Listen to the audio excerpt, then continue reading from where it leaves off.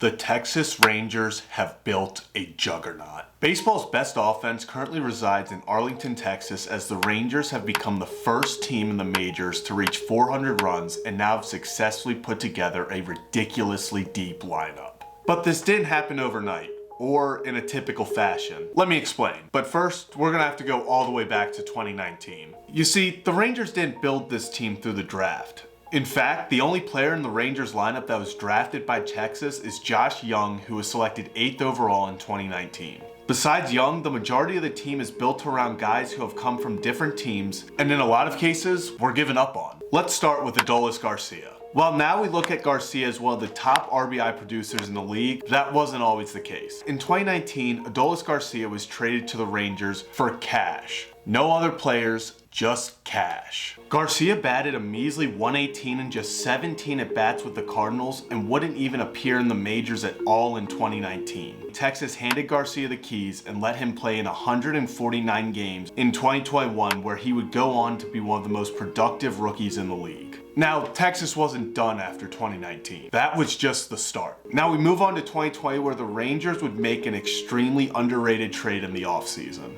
On December 10th, 2020, the Rangers acquired Nathaniel Lowe from the Rays to come in and be their new starting first baseman. Since joining the Rangers, Nathaniel Lowe has a .281 average, 52 home runs, and 193 RBIs. The Rangers still weren't done that offseason. On February 6, 2021, the Rangers sent longtime shortstop Elvis Andrus to the Athletics and got back Jonah Heim. Heim would go on to make the Rangers team out of camp and has since become a reliable everyday catcher for Texas. Now you have to remember, Texas wasn't making these trades to compete right away. In fact, they were still trying to sell off players, which brings me to the 2021 trade deadline, where the Rangers sent Joey Gallo to the New York Yankees for now starting left fielder Ezekiel Duran. After some struggles in 2022, Duran has burst onto the scene in 2023, where he has already matched his 2022 totals in hits, home runs, and RBIs, all while hitting .310. Now, this is where the story shifts. The plot takes a turn. In every great rebuild, there's a turning point.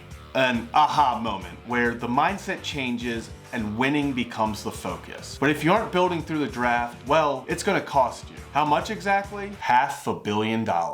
Yes, within just a few days of each other, the Rangers signed Corey Seager for 10 years and $325 million, and Marcus Semien to 7 years, $175 million. It was clear that the Rangers were ready to win, but that's not what happened at all. In 2022, Seager and Semien would get off to ice-cold starts to begin their Rangers careers, and even had people questioning if the Rangers had screwed up. Texas would show some sort of life, but the Rangers finished 2022 in the bottom of the league with a 68-94 record, and finished with the 4th worst ERA in the American League. And no one was coming to save them. In fact, the Rangers had invested 2 top 3 picks in their most recent drafts on pitching prospects, but hadn't necessarily gotten what they had hoped for from them. 2021 second overall pick Jack Leiter was initially seen as a guy on the fast track to the MLB, but that hasn't been the case. Leiter struggled in the minors in 2022 and ended the season 3-10 with a 5.54 ERA.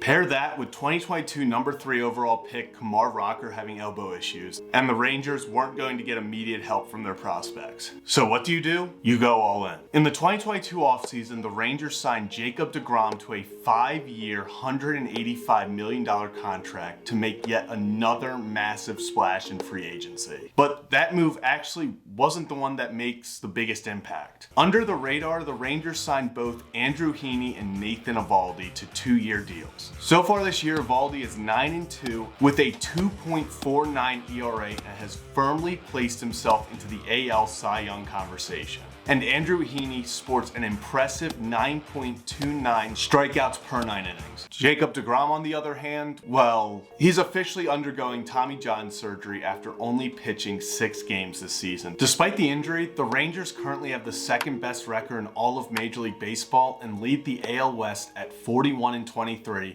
behind an MLB leading offense and the 5th best ERA in all of baseball. At the end of the day, the Rangers proved that there isn't just one perfect formula to build a team. You don't have to build through the draft. You don't have to trade for top players. It doesn't matter if you're a top pick or traded for cash. It only matters how you can help the team chase its one goal: win the World Series.